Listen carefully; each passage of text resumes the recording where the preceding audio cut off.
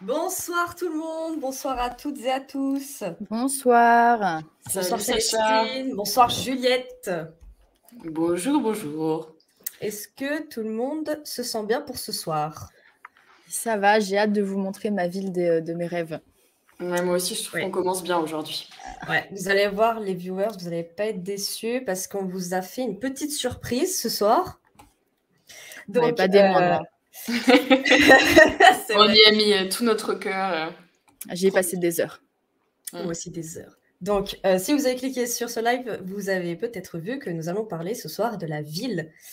Après avoir parlé de l'alimentation, du transport, de l'énergie, on va parler ville du futur, et bien sûr en rapport avec l'écologie, quoi. Les enjeux environnementaux. Toujours. C'est juste le filtre vert de la clim. Et donc, pour commencer ce petit live, on s'est dit qu'on allait tous les trois dessiner notre ville du futur. À quoi ressemble notre ville du futur? Soit celle dans laquelle on aimerait vivre, soit celle qu'on imagine qui existera plus tard. Alors, on commence par qui? Moi, je serais très honorée de commencer. Parce que je sens que ça va être médiocre.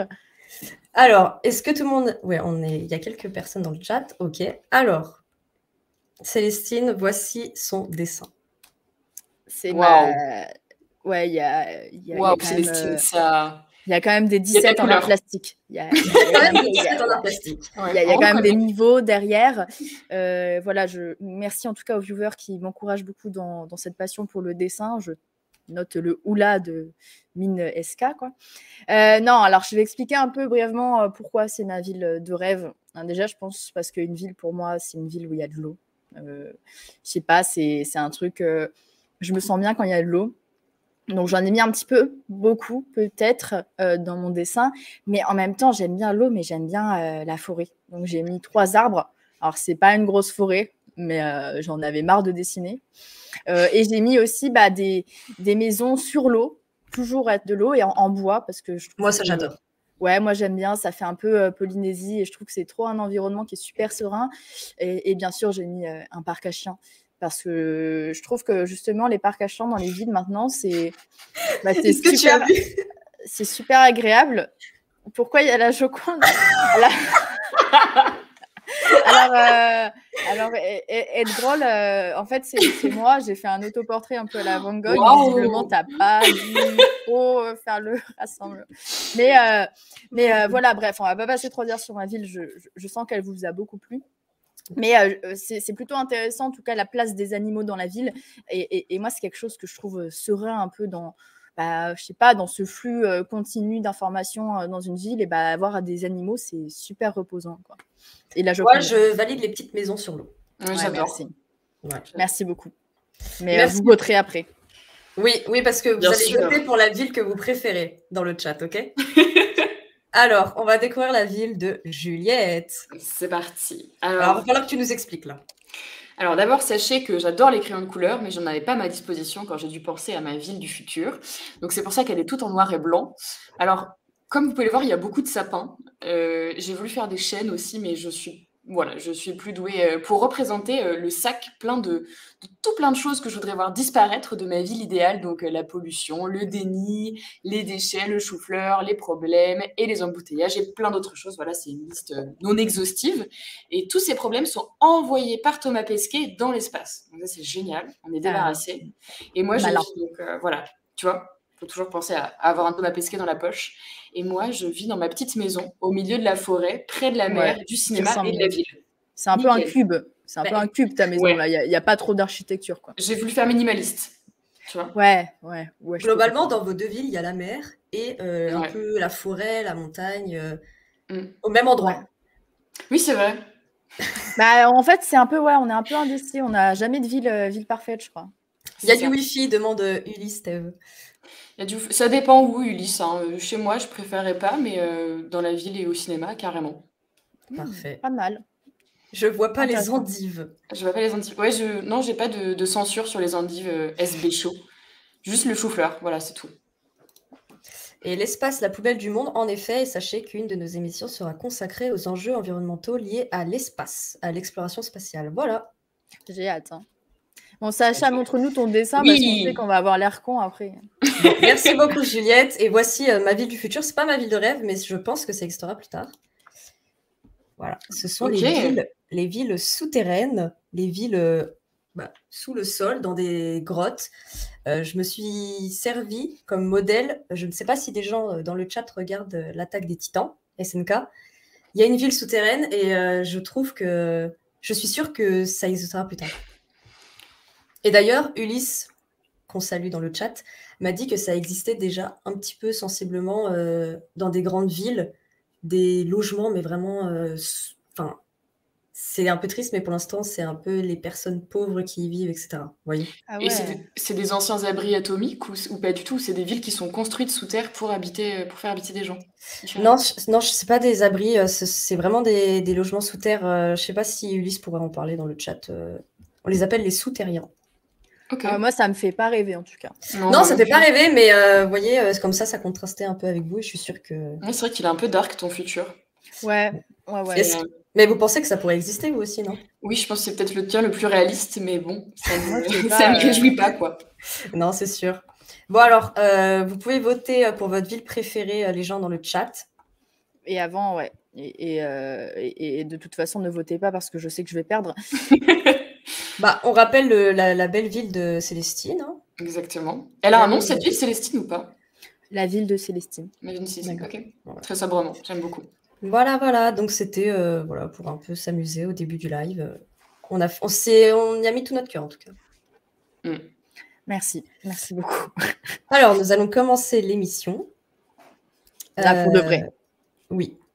Donc, voici le sommaire et ce dont nous allons parler. Eh bien, super. Donc, en tout premier, on va serrer le plan sur le logement. C'est-à-dire qu'on va parler de la ville, mais d'abord, on va se focus sur le logement, l'habitat. Et c'est Célestine qui va nous en parler. Ouais. Ensuite, on va dézoomer un petit peu et on va parler des quartiers. Et ça, c'est moi qui vais vous en parler. Et ensuite, on va vraiment prendre la ville dans sa globalité et parler de la ville de demain, les fantasmes, les réalités, etc. Et ce sera Juliette qui nous en parlera. Ensuite, nous accueillerons notre invitée ce soir, Lise Bourdeau-Lepage, qui est d'ailleurs avec nous en ce moment et qui regarde le live. Donc, merci à vous. Et enfin, on va terminer par un petit jeu de la fin et ce sera un GeoGuessr pour ceux qui connaissent. On peut jouer tout de suite? Non, pas encore. Non, Stéphane, on n'est pas au centre aéré, là. On est sur du CAE. D'ailleurs, je peux peut-être nous ramener un peu sur Terre avec ma chronique directement, Sacha. Allez, Voilà. Vas-y, à toi. Retour un peu à la réalité, parce que je pense que ce qui est important avant de penser la ville de demain, c'est d'abord de penser la ville d'aujourd'hui.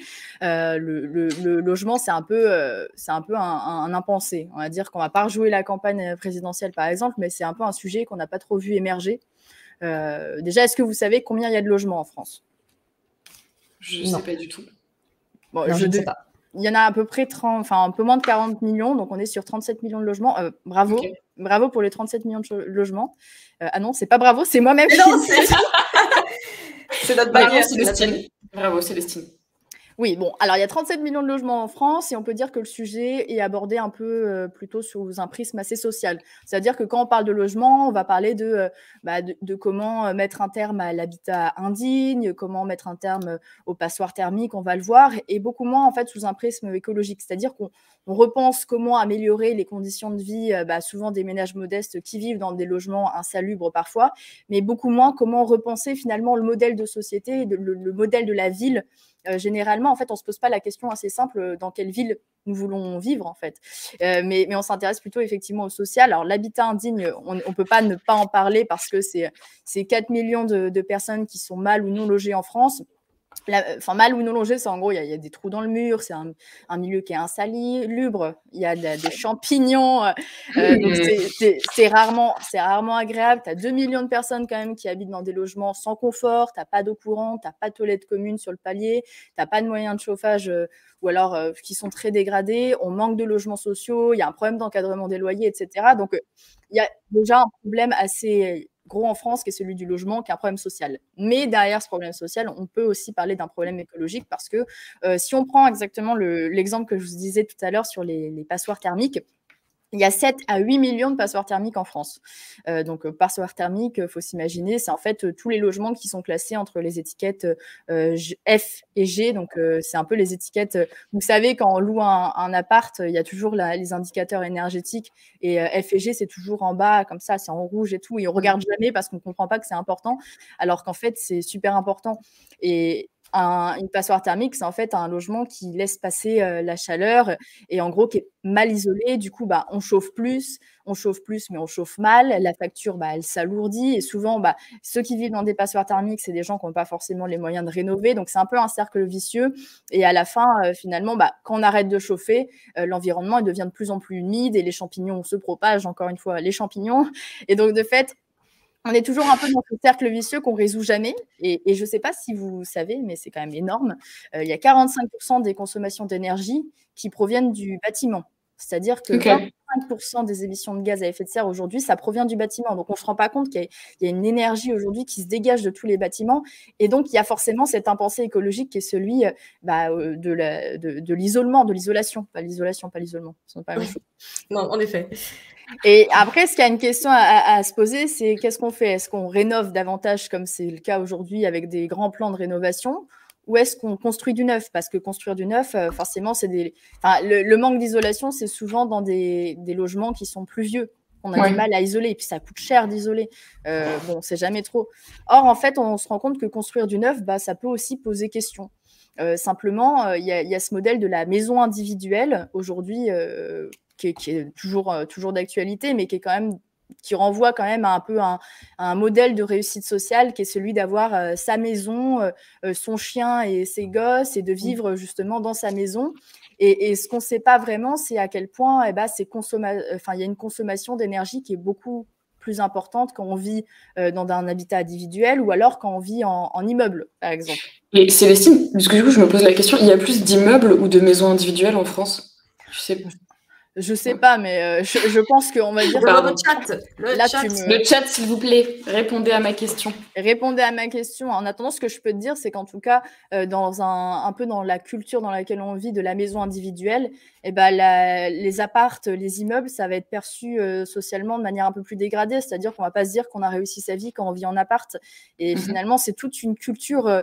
c'est un peu une passion française qu'on a. Je ne sais pas si vous avez déjà remarqué vos parents qui s'arrêtent devant les agences immobilières pour regarder le prix des maisons, même s'ils ne vont jamais les acheter. Et c'est juste par passion, en fait. On adore regarder les maisons, en fait. Et finalement, c'est quelque chose qui est assez culturel. Moi, je prends l'exemple, par exemple, je vous avais mis dans le... Hop, je te mets ça, mais je prends l'exemple de Valparaiso, où j'ai vécu pendant 1 an. Et on n'a pas du tout la même culture au Chili de la maison individuelle qu'on a par exemple en France. Il n'y a pas des banlieues périphériques avec des maisons qui s'enfilent. Pas du tout. En fait, on est plus sur un modèle à la sud-américaine. C'est assez caractéristique du Sud. Ouais, mais du coup, c'est des maisons qui s'empilent, qui sont souvent reliées par des réseaux collectifs. C'est assez dépendante. Du coup, je vous laisse deviner qu'en termes d'isolation, c'est assez médiocre. Mais on n'est pas dans ce même modèle. On n'a pas le même culte de la maison. Par exemple, vous voyez ça, c'est un peu... Ça, je vous montre ça aujourd'hui. On se dit, putain, on rêve tous d'avoir cette maison parce que c'est un peu le rêve de réussite sociale. Et on ne se rend pas compte que plus on s'étend en dehors des villes pour avoir de construire des maisons, je pense que si vous sortez de n'importe quelle ville de province, vous allez vous rendre compte que toute la périphérie est totalement artificialisée. C'est-à-dire qu'il y a plein de maisons qui poussent comme des champignons, comme des champs à patates. Je ne sais pas si c'est la bonne métaphore. Et finalement, on a l'impression que ça ne va jamais s'arrêter et on ne questionne pas tant que ça le modèle. Et je me souviens d'une prise de parole d'Emmanuelle Wargon, qui est l'actuelle ministre du Logement, qui disait que l'idéal plébiscité par 75% des Français, c'est la maison individuelle, mais que le modèle d'urbanisation pavillonnaire, ce rêve construit dans les années 70, donc c'est la preuve que ça fait longtemps, est dépourvu aujourd'hui d'espace public et tout dépend de la voiture. Aujourd'hui, ça constitue un non-sens écologique, économique et social. Donc, ce n'est pas soutenable et ça mène à une impasse. Et elle s'était pris quand même un sacré tollé quand elle avait dit ça. Parce que ça pose quand même une question du non-sens écologique. Est-ce que ça l'est davantage qu'un HLM ou un habitat collectif? Je ne sais pas. Mais ce qui est sûr, c'est que quand on vit en périphérie, et on est forcément dépendant de la voiture parce qu'on n'a pas accès forcément aux services qu'on aurait en ville, Mais ça voudrait dire quoi à côté? Ça voudrait dire que la meilleure solution, ce serait de s'entasser en ville. Parce que si on ne peut plus construire en périphérie, il faudrait qu'on augmente la densité en ville. Est-ce que ce serait une meilleure solution en termes de consommation? Alors, je ne sais pas ce que vous préfériez, vous, mais en même temps, il y a toutes des considérations économiques et forcément sociales. Est-ce qu'aujourd'hui, on peut dire à une famille qu'elle doit s'installer en centre-ville, dans une maison hors de prix? Il y a un petit bruit ou c'est moi? Ouais, Juliette. Oui, je crois que c'est Juliette. J'écoute avec attention pourtant. Oui, tu interromps cette chronique par des bruits parasites.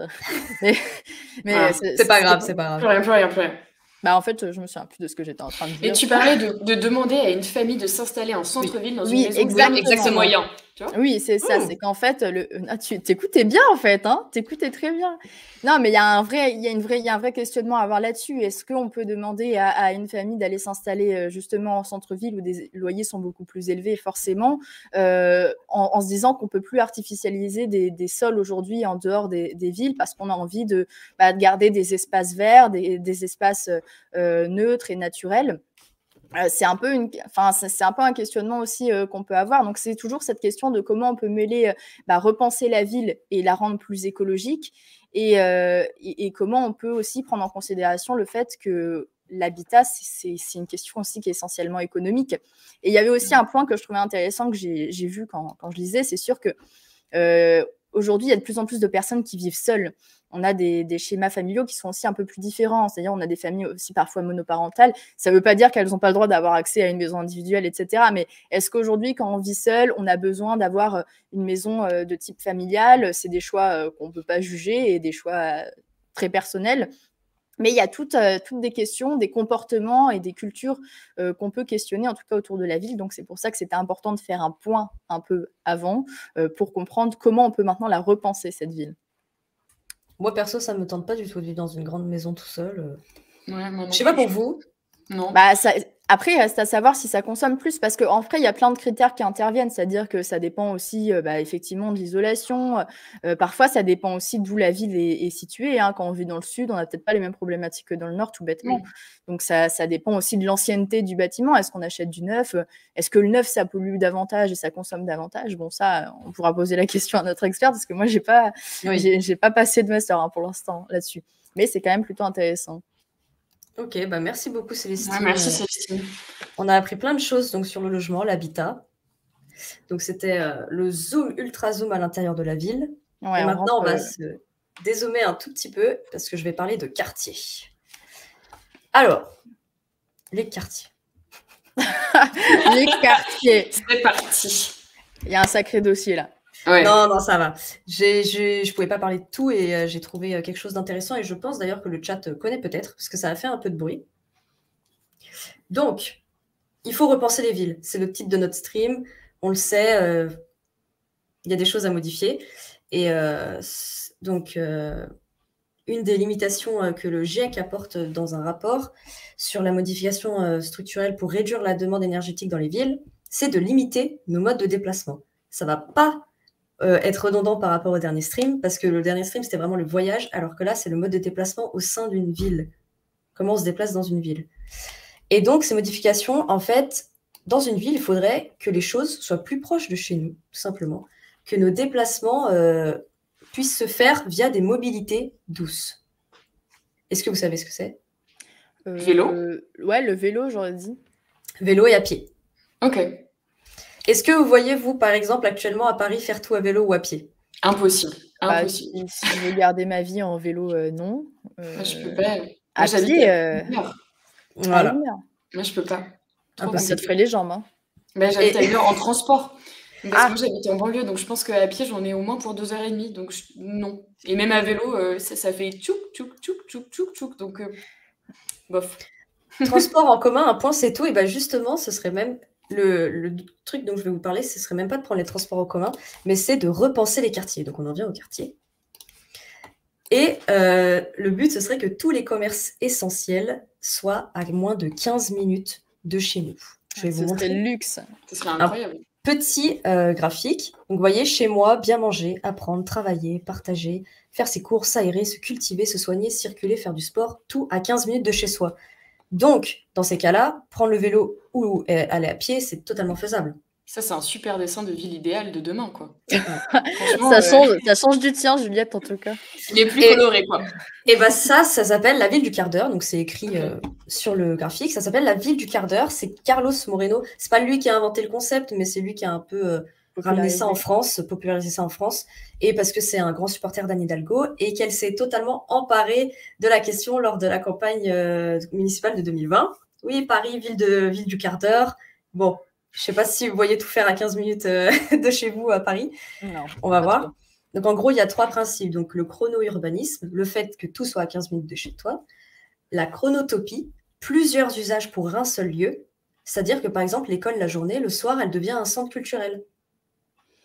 Vous voyez, on différents usages pour un seul lieu. Comme ça fait de l'économie de lieu, en fait. Et enfin, la topophilie, c'est l'amour des habitants pour leur quartier. Parce que s'ils aiment leur quartier, ils vont plus y rester. Et donc, parce qu'en soi, aujourd'hui, en fait, il y a plein de différents quartiers et ils ont tous une fonction bien précise. Vous savez, il y a des quartiers commerciaux, il y a des quartiers professionnels et tout. Et en fait, là, ce serait vraiment que toutes ces fonctions soient dans un seul et même quartier. Et donc, créer de la proximité heureuse. Et donc, réduire l'hypermobilité, le fait de prendre des transports, le RER, etc. Voilà. Ça, c'est l'enjeu, ça, c'est l'utopie. Voilà. Est-ce que pour vous, c'est cool ? Bah, je sais pas, c'est bizarre en fait. C'est vrai que je vois une remarque dans le chat qui dit c'est un peu communautaire. C'est vrai que c'est bizarre de rester ensemble dans un quartier, mais après, franchement, si ça fait vivre l'économie locale. Oui. Voilà, donc en effet, les critiques données, c'est le repli sur soi notamment. Ouais. Parce que forcément, tu sors moins de ton quartier. Le travail, ça permettrait d'être à l'heure à l'IPJ. Je suis sûre que certains arriveraient à ne pas être à l'heure. Oui. Bah, plus tu habites près de ton lieu de travail, moins tu es à l'heure. Hein. Ça, c'est une théorie qui a l'air d'être véridique. À l'IPJ un peu. Le travail, comment avoir son travail juste à côté de chez soi ? Tout le monde ne peut pas prendre un logement à côté de son travail. Mais Carlos Moreno, il dit oui, télétravail. Bon, c'est vrai que on ne sait pas vers quoi on se dirige, mais peut-être qu'il y aura plus de télétravail, donc ce sera envisageable. Et ensuite, un autre problème, ce serait la gentrification. Bah oui, on modernise tous ces quartiers, mais du coup, ils deviennent plus chers, donc les populations qui habitaient à la base ne peuvent plus se permettre de payer leur loyer dans ce quartier. Donc, on voit que ça soulève quelques problèmes. Et aussi, bien sûr, c'est faisable uniquement dans les grandes villes. Pour l'instant, dans les petites villes ou moyennes villes, c'est inenvisageable. Il faudrait des aménagements extrêmement coûteux. Pour l'instant, c'est pas vraiment envisageable. Donc, voilà pour la ville du quart d'heure. Et ça devait s'appliquer à Paris ? Bah, Anne Hidalgo, elle veut vraiment amener ça à Paris. Il y a certains quartiers qui, apparemment, dans le 13e, le quartier, je ne saurais plus vous dire lequel, où ce serait possible, ce serait un quartier du quart d'heure, quoi. Après, pour l'instant, ce n'est pas dans tout Paris. Il y a certaines villes en France qui testent le dispositif, certaines villes européennes, à Milan, à Dublin, apparemment. Après, je pense que tant qu'on ne l'a pas testé, c'est difficile de s'en rendre compte. Ouais. Tant qu'on ne l'a pas vécu. Bah, sur le papier, ça a l'air chouette, mais c'est vrai que l'idée de rester tout le temps dans la même zone, c'est un peu comme être confiné, mais dans une échelle un peu plus grande que ton bureau, ton ordi. Ouais, ça me fait pas rêver. Je préfère que...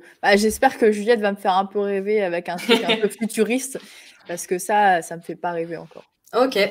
On va voir. En tout cas, on en parlera peut-être avec notre invité, voir ce qu'elle en pense, si elle a d'autres critiques à nous partager. Et donc, maintenant qu'on a parlé des quartiers, on va parler de la ville. Avec Juliette. La ville de demain. Subtil move. C'est notre guide touristique du soir. Exactement, bienvenue. En vrai, on peut partir rien qu'en 2050, c'est déjà pas mal. Ce soir, je vous emmène dans le monde du solarpunk. Je ne sais pas si vous en avez déjà entendu parler, si ça vous dit quelque chose ou pas du tout. De nom seulement. Ouais, juste de nom. Ok, très simplement, hein, solarpunk, c'est solaire et punk, donc punk, contestation de l'ordre social. En fait, c'est un mouvement qui est né en 2008, d'abord sur les réseaux sociaux, et qui veut envisager un futur beaucoup plus radieux, beaucoup plus positif que toutes les dystopies qu'on a pu voir. Je pense à des choses comme Divergent, Hunger Games, un monde post-apocalyptique où la technologie nous a complètement mis de côté et on a perdu tout espoir de voir la planète redevenir un espace habitable.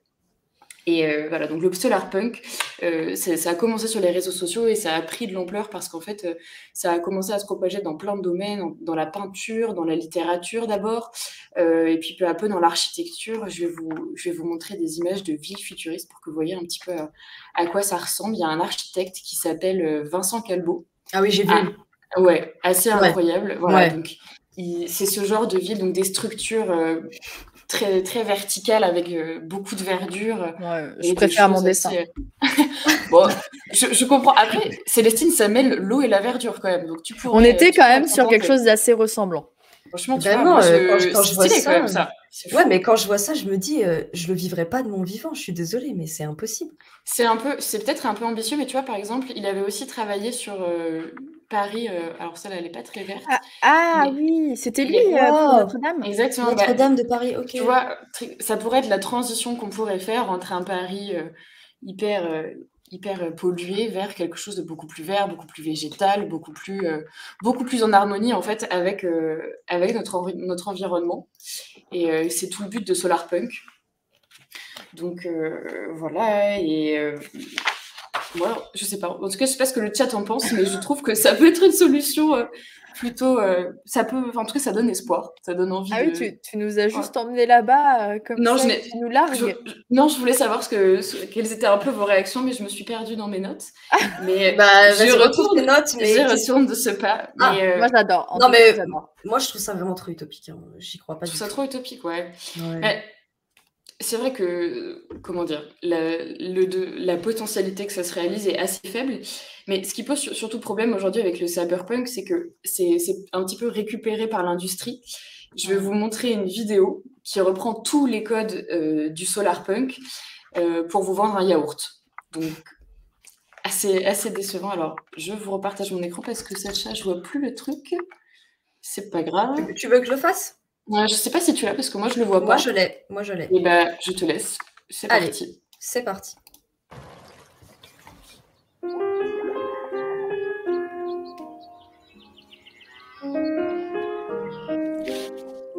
Dear Alice, this place is yours now. It's a handful, but nothing worth doing is easy. The land is more than just dirt. If you look after it, it will feed you forever. You're a smart one. I know you'll be okay come rain or shine. And remember, a business is only as good as its people. So treat them well. Our job is to plant seeds so our grandkids get to enjoy the fruit.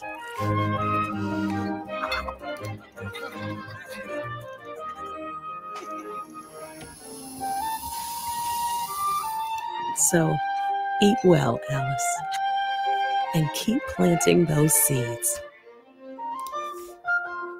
Because how... Voilà. Tout ça pour un yaourt.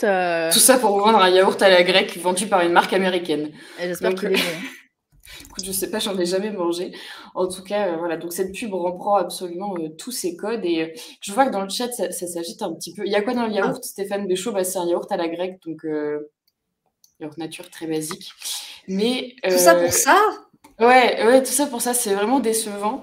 Et en fait, le solarpunk à l'origine, ça se base sur une hypothèse technologique réalisable, mais aujourd'hui, ça reste quand même un mouvement, comment dire, pas très très élargi. Tu vois, il y a des urbanistes comme Vincent Calbeau qui s'en sont emparés, mais c'est pas non plus, ça s'est pas propagé. Enfin, moi, c'est la première fois que j'en ai entendu parler en préparant ce Twitch. Ça n'a pas encore pris assez d'ampleur pour que ça ait un vrai impact sur les politiques qui vont être menées dans la ville. Donc ouais, ça me fait. Enfin, c'est toujours un peu la même. Ça donne l'impression que c'est toujours un mouvement un peu, voilà, ouais, un peu punk, jamais trop réalisable ou alors qui est super ignoré. Alors c'est un truc un peu trendy et puis genre on récupère les codes pour faire des spots commerciaux, mais ça dépasse jamais le cadre du trend de Twitter, quoi, à la rigueur.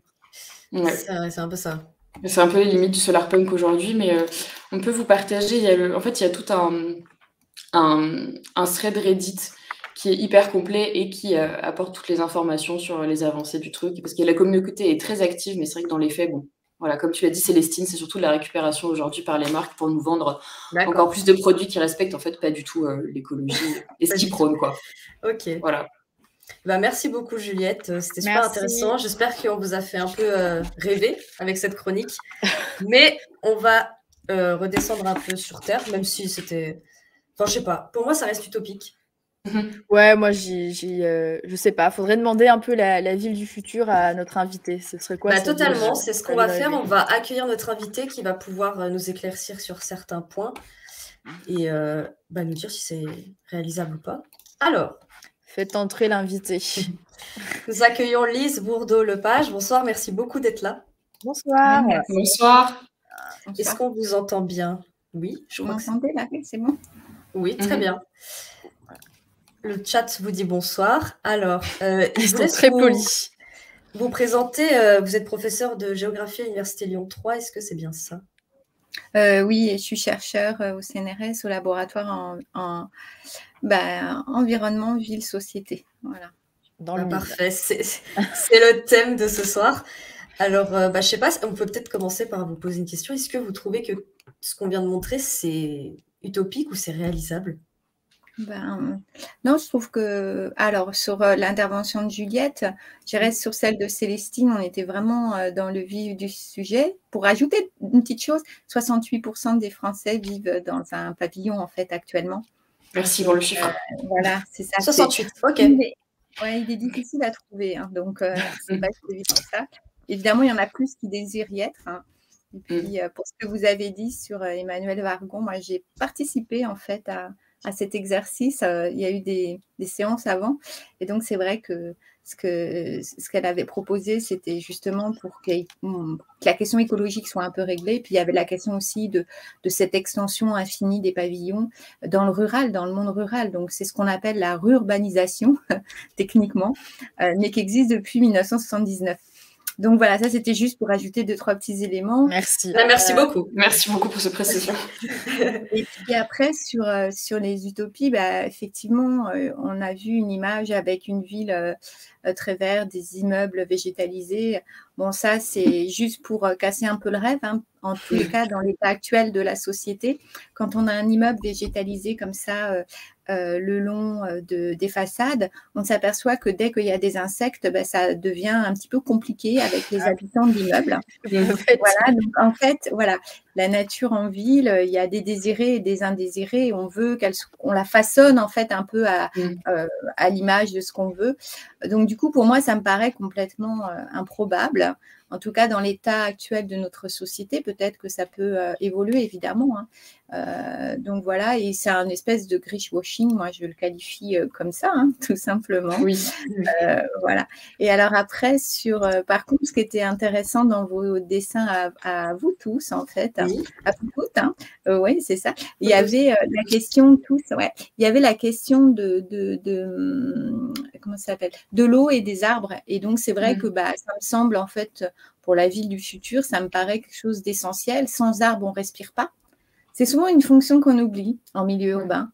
Voilà, on le sait quand on va en forêt, on le sait à l'extérieur, mais en fait, en milieu urbain, on oublie que sans les arbres, on ne peut pas respirer. Donc, ils sont aussi importants pour nous. Donc, vous avez relevé, en fait, un élément qui est quand même extrêmement important, qui aussi améliore, en fait, l'ambiance thermique quand on passe dans une rue, donc notre bien-être, en fait.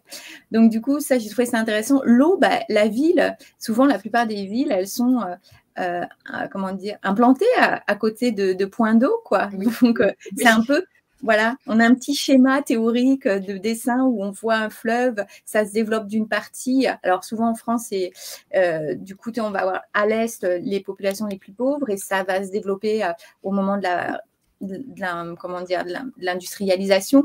Et à l'ouest, on a plutôt les populations plus aisées avec en haut l'église, etc. Donc, il y a un schéma qui est lié au vent, en fait. Les vents dominants, en fait. Okay. Voilà. Wow, ok. La question des rives aussi, parce que il fallait un point d'eau pour pouvoir y parvenir. Donc, il y a un modèle, en fait. C'est vrai qu'on n'en parle jamais. Donc, j'ai trouvé que c'était hyper intéressant parce que finalement, vous trouviez que c'était essentiel. Et finalement, quand on s'est implanté, qu'il y a eu des villes, ça a été un élément essentiel. Donc, vous revenez à la base même de la chose. Et du coup, voilà. Donc, je ne sais pas, moi, je dis que du côté de la ville du futur, en fait, moi, c'est pas une doctrine, mais c'est-à-dire que je considère, en fait, que pour vivre en société et pour bien vivre, il y a la question des inégalités, vous en avez parlé, les phénomènes de gentrification, mais si on place l'individu au cœur de cette question urbaine et sociétale, réellement, on peut réussir à résoudre les problèmes parce qu'on s'aperçoit dans les enquêtes que j'ai pu mener avec des collègues et autres que les individus ont les habitants des villes ont une appétence en fait pour les aménités naturelles. Et en plus, avec le confinement, maintenant, il y a 69% des Français qui sont prêts et qui considèrent qu'on ne doit plus faire comme avant et qu'on doit préserver l'environnement et qui sont persuadés qu'on va le faire. Donc, du coup, vous voyez, on se dit si.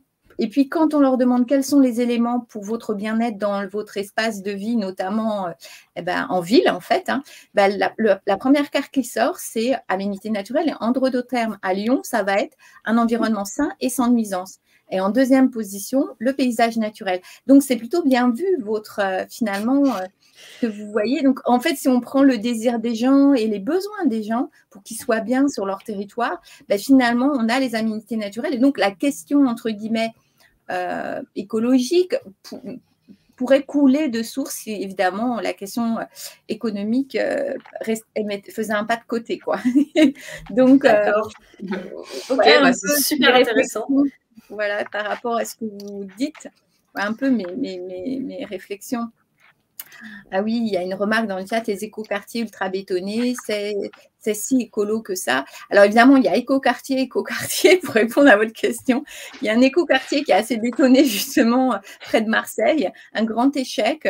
J'ai eu la chance d'aller visiter, donc je suis d'accord. Il y a écoquartier, c'est sûr. Et puis souvent, quand il y a un écoquartier, on se dit c'est positif parce qu'il y a une prise en compte de la biodiversité, de la question de l'atténuation des effets de réchauffement climatique. Donc on se dit tout ça, mais en même temps, toutes les nuisances, elles ont été reportées autour de l'écoquartier. C'est-à-dire que voilà, il y a des nuisances, ça peut être le stationnement des voitures, parce que dans l'écoquartier, on ne va pas y circuler. Des fois, c'est un peu, je veux pas ça dans mon jardin, c'est une expression en fait, je veux pas ça dans mon jardin, mais ça s'en va un petit peu plus loin. Donc du coup, les populations qui ne vivent pas dans l'écoquartier subissent finalement les effets négatifs des écoquartiers. Donc aujourd'hui, ça, c'est en train de changer. Ils se sont reprochés beaucoup au début aux écoquartiers, donc quand ils ont émergé, c'était aussi le phénomène de gentrification aussi. Donc c'était pour une classe de population. Alors qu'en fait, et ça peut-être que je tiens à le souligner parce que c'est peut-être pas vraiment connu, il y a une idée reçue qui dit que c'est simplement les populations éduquées, aisées qui sont sensibles à l'environnement. En fait, c'est pas vrai. Voilà. C'est peut-être pour se faciliter les choses au niveau politique, mais en fait, les populations les moins aisés aussi ont une sensibilité aux aménités et on a fait une enquête dans un quartier politique de la ville en novembre dernier avec les éléments territoriaux de bien-être. Je vous assure que l'environnement, environnement sain, sans nuisance, l'accès à des parcs, c'est sorti, quoi. Donc voilà, donc, ça c'est peut-être, ça apporte de l'eau au moulin d'une idée qui est une idée reçue française qui j'espère va s'en aller. Mais voilà. Excusez-moi, c'est peut-être aussi parce que c'est eux qui subissent aussi ces conséquences. Enfin, c'est eux qui vivent au quotidien ces nuisances. Parce que quand on voit des, enfin c'est ce que je disais en termes de densité, quand il y a des quartiers qui sont très denses, c'est eux qui vivent ces nuisances le plus peut-être parce qu'ils n'ont pas les moyens de déménager en périphérie, par exemple, dans des maisons individuelles comme je parlais.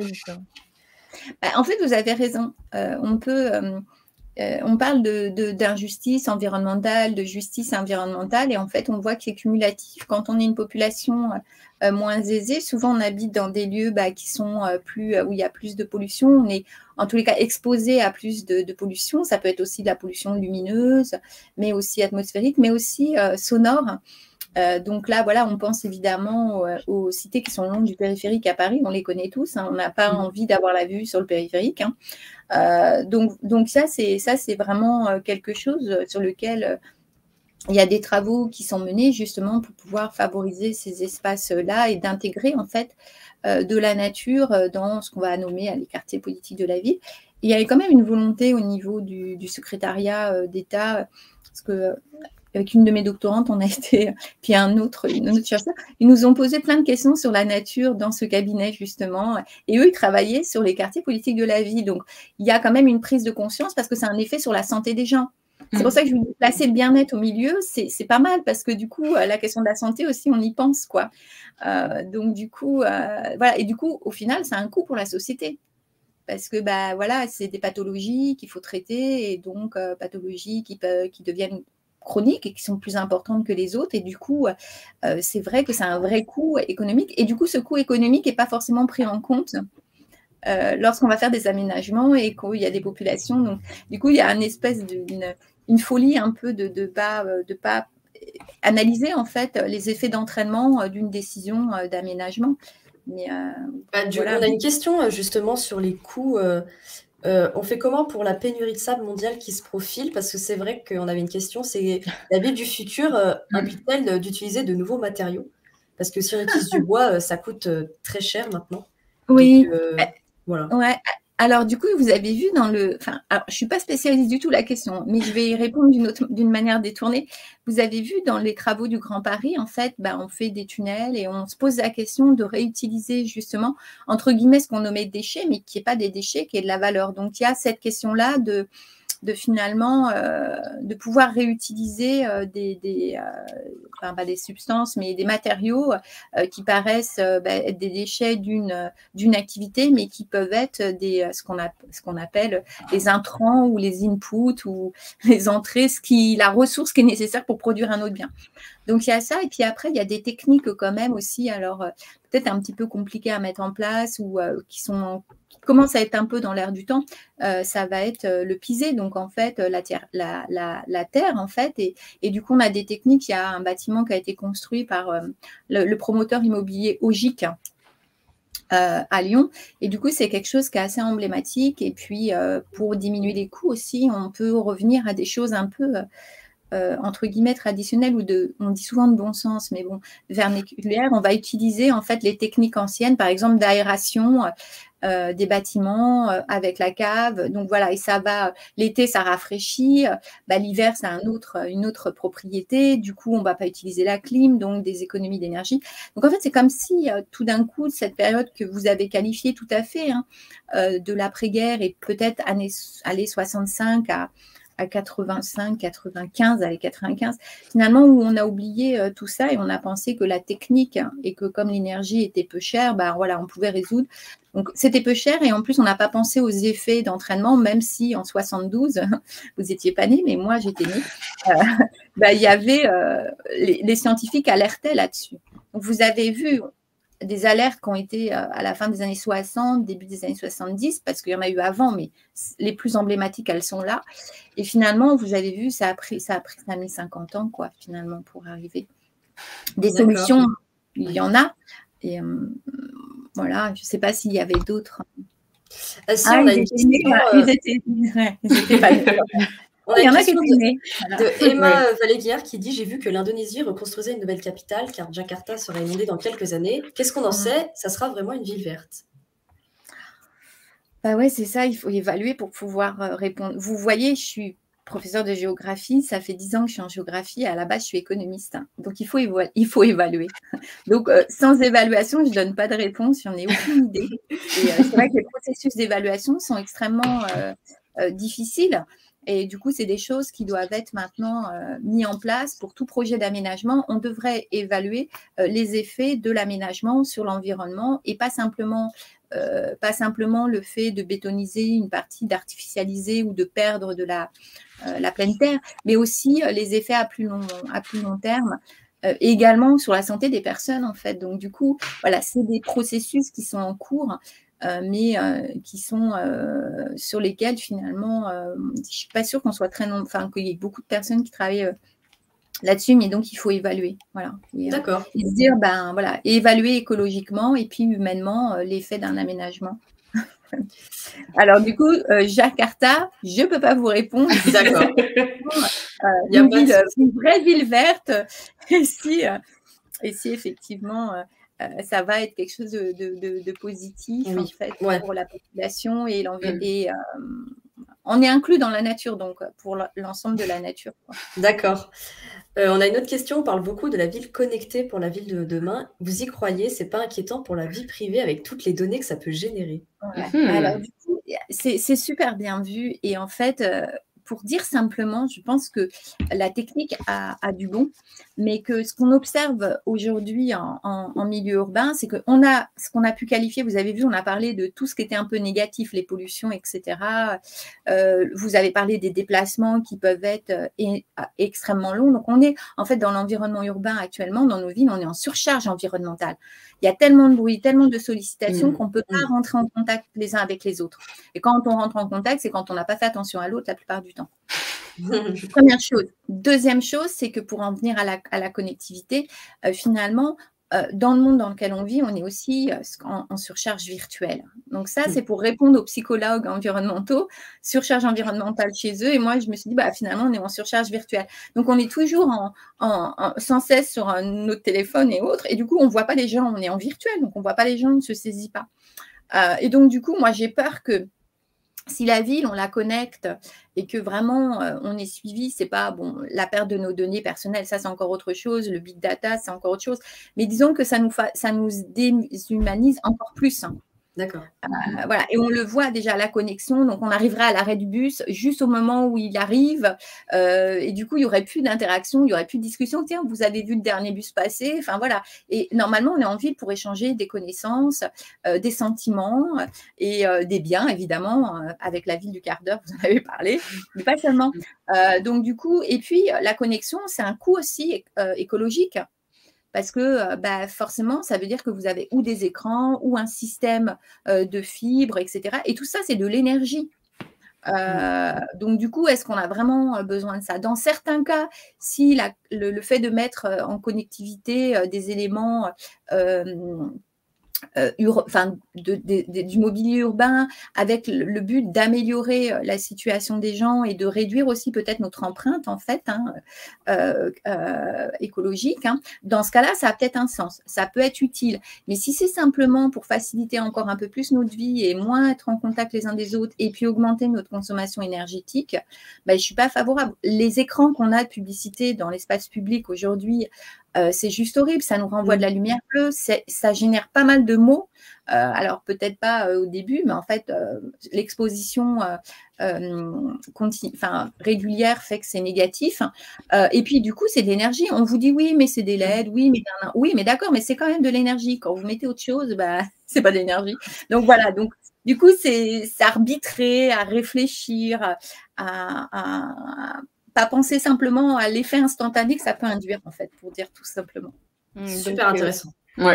Si je comprends bien votre ville du futur, parce que nous, on a exposé un peu des villes, à part mon dessin qui était très réussi, mais c'était un peu des villes très futuristes, très numériques, très un peu inspirées de la science-fiction, mais en fait, votre ville du futur, à vous, elle est beaucoup plus, elle se construit plutôt autour de l'humain, c'est-à-dire on est plus autour de l'homme, enfin de l'homme et des femmes, l'humain, quoi.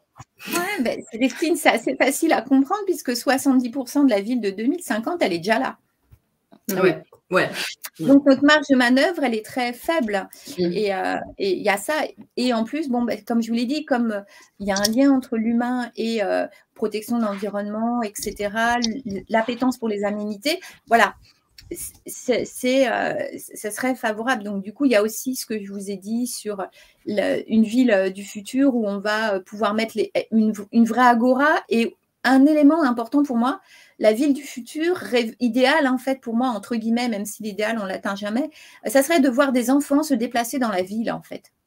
Si on avait des enfants en ville qui se déplacent à partir de 9 ans, 10 ans, qu'on peut lâcher pour aller à la boulangerie, etc., ben ça veut dire qu'on aurait une belle ville. Une ville où tout le monde a sa place. Parce qu'aujourd'hui, les enfants, ils sont où dans la ville? Voilà. Bah, à l'école. Bon, à l'école, ça, voilà, ça se renvoie à vous, parce que moi, des enfants, voilà, c'est l'âge que j'ai, j'en ai pas eu. Mais vous voyez, le futur, en fait, c'est finalement une ville où... alors, ça veut dire qu'on éloigne la voiture aussi, parce qu'on n'en a pas parlé. Bah, on a parlé de mobilité douce. Peut-être qu'il vaut mieux parler de mobilité active, parce que quand on marche, qu'on fait du vélo... Bon, après, vous allez me dire, maintenant, il y a les vélos électriques, on n'est plus trop actif. Mais voilà, les enfants, finalement, la ville, pour moi, la ville du futur, celle que je désirerais, ça serait une ville où il y a plus de végétal, où on est en relation avec les animaux, comme vous disiez, qu'on laisse sa place aussi un peu aux animaux, parce qu'ils nous font du bien aussi. Et donc, c'est pas qu'on les instrumentalise, mais voilà, il y a aussi ça. Et puis où l'enfant serait présent et pourrait se déplacer. Est-ce qu'elle existe déjà sur Netflix? Moi, j'en ai pas vu, mais si vous avez... Non, parce que, apparemment, il y a une série sur Netflix où des enfants se baladent seuls en ville et font des tâches pour leurs parents. C'est très mignon. On aimerait bien le nom de cette série. Oui, Emma, si tu l'as. Je veux bien, parce que je pourrais illustrer des propos. Voilà. Ça dépend les tâches, hein, parce que réaliser des tâches, là, c'est de l'exploitation des enfants, hein, aller chercher le pain à la boulangerie et tout. On a encore le temps pour une dernière petite question. Je ne sais pas à laquelle vous voulez répondre, parce qu'il y en a encore quelques-unes dans le chat. Ouais, pour développer la cohabitation avec les animaux. Ah bah, peut-être je pourrais vous répondre dans 3 ans. J'ai une de mes thésards qui fait sa thèse sur la réintroduction des animaux en ville.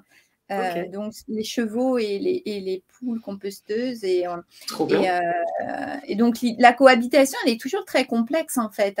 Donc du coup il faut voir que quand on fait comprendre aux gens que ça a un effet sur la nature, sur leur environnement et sur eux aussi, que ça rejaillit, généralement ils sont preneurs. Alors après il y a la question, simplement vous êtes à Paris, il y a les abeilles. Quand vous êtes au café et que vous n'êtes pas loin du parc de Bercy, souvent vous ne pouvez pas prendre une citronade ou quelque chose comme ça le soir, n'importe quoi en fait, ce que vous voulez. Vous voyez arriver des abeilles.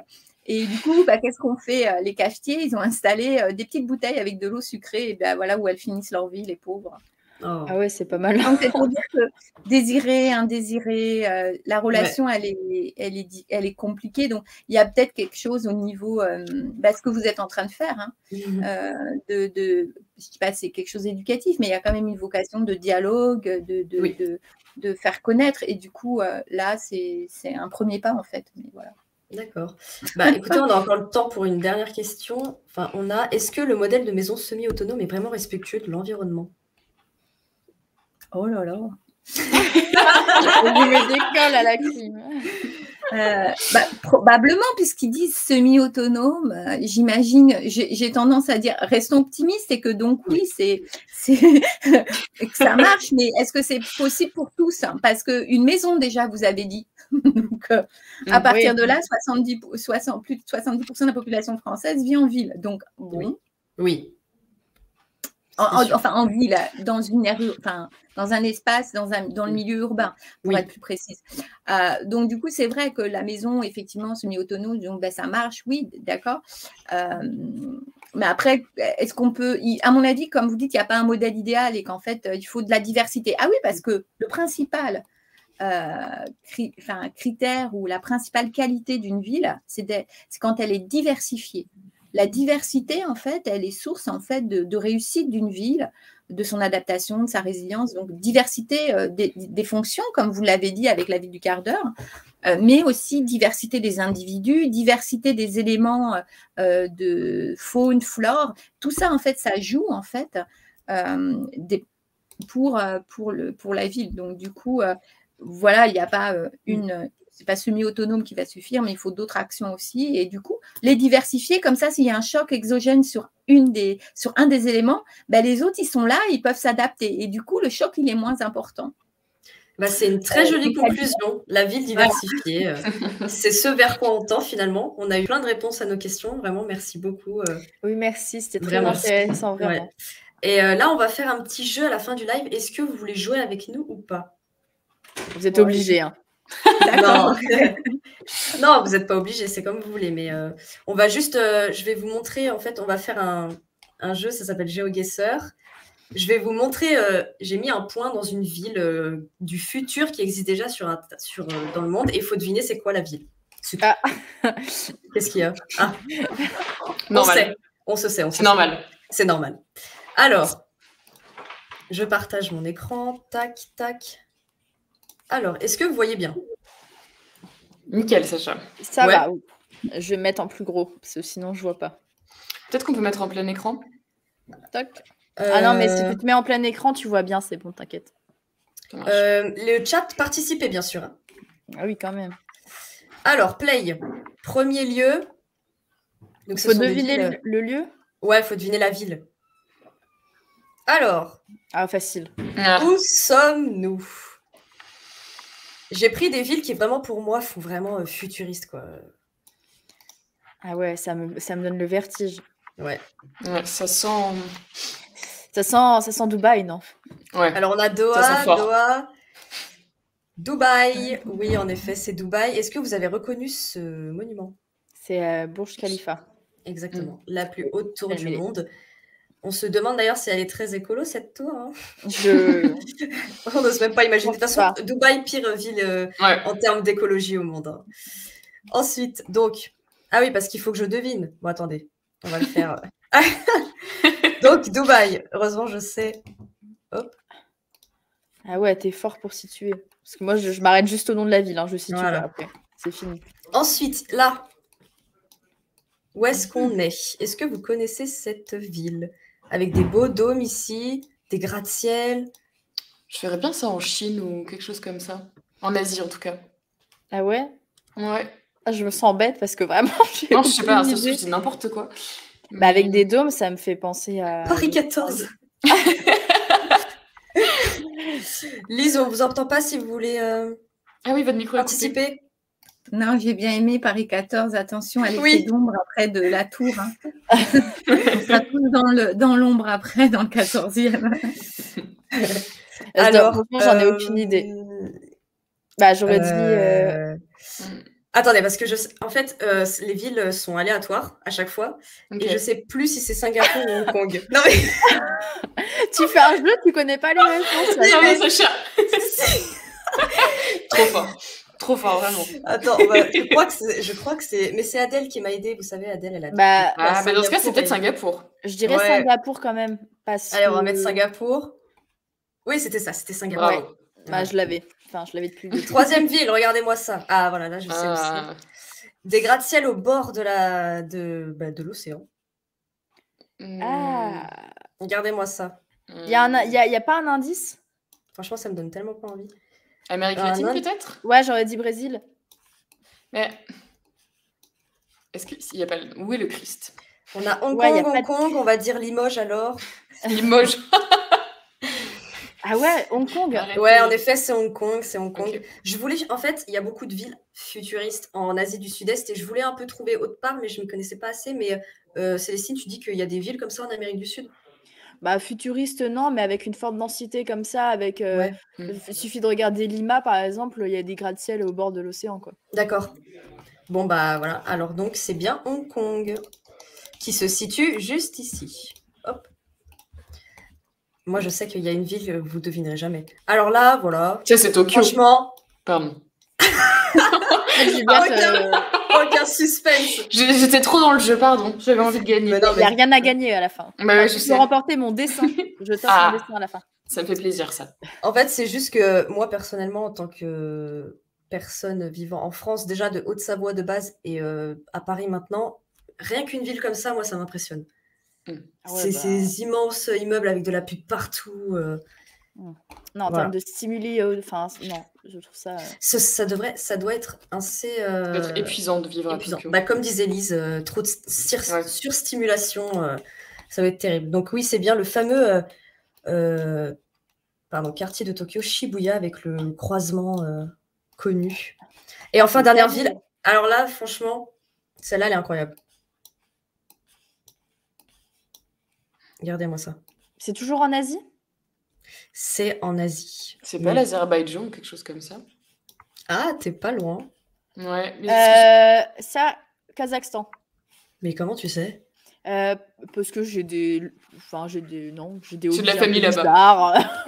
Ouais, j'aime bien regarder les villes. Les villes fantômes de Chine, c'est vrai qu'il n'y a personne. Pas faux. C'est à se demander. Alors oui, c'est au Kazakhstan et c'est, je crois, la deuxième plus grande ville du Kazakhstan. C'est Nour-Sultan. J'espère que je le dis bien. Nour-Sultan, ouais. Je suis Nour-Sultan. Ouais, t'es spécialiste. Je suis spécialiste du Kazakhstan. C'est ici. Tac. Et vous avez vu, c'est beau, hein, mais c'est vrai qu'il n'y a personne. Hein. Bah, ça fait vite, un peu soviétique, hein, un petit peu. Oui. Ah, ben ouais, mais il doit y avoir des influences, hein, t'as raison. Ah bah oui. Eh ben oui. Pas qu'un peu. Et voilà, donc on a fait presque un 25 000 points. Bon, j'ai pas... Oh, t'avais les réponses, hein, donc... Oui, non, mais bien sûr. Voilà. Merci, Sacha. Merci, ouais. Sacha, en tout Merci cas. beaucoup, Si Sacha. ça vous donne envie de vivre dans des villes comme ça, bon. Ouais, c'est... Je préfère la ville du quart d'heure. Je crois que... Je préfère ma ville. Oui, moi aussi, tout simplement. Et ben voilà. Et ben merci beaucoup à tout le monde d'avoir suivi ce boîte. live. On a bouclé ça en 1 heure parce qu'on a commencé 2 minutes en retard. Donc là, c'est parfait. Merci à tout le monde, au chat d'avoir participé et d'avoir suivi l'émission. Merci beaucoup, Lise. Merci Ah bah beaucoup, j'ai plus de lumière, carrément. C'est le signe qu'il faut arrêter. Il faut y aller. Ouais, grâce, c'est l'heure. Merci, Lise, d'avoir répondu à nos questions. C'était très intéressant. Super. Merci. Merci à vous. À la prochaine. À la semaine prochaine. Ouais, à la semaine prochaine. À la semaine prochaine déjà. Bonne soirée, gros pas bisous, mais bonne soirée. Bonne soirée. Merci beaucoup, salut tout le monde.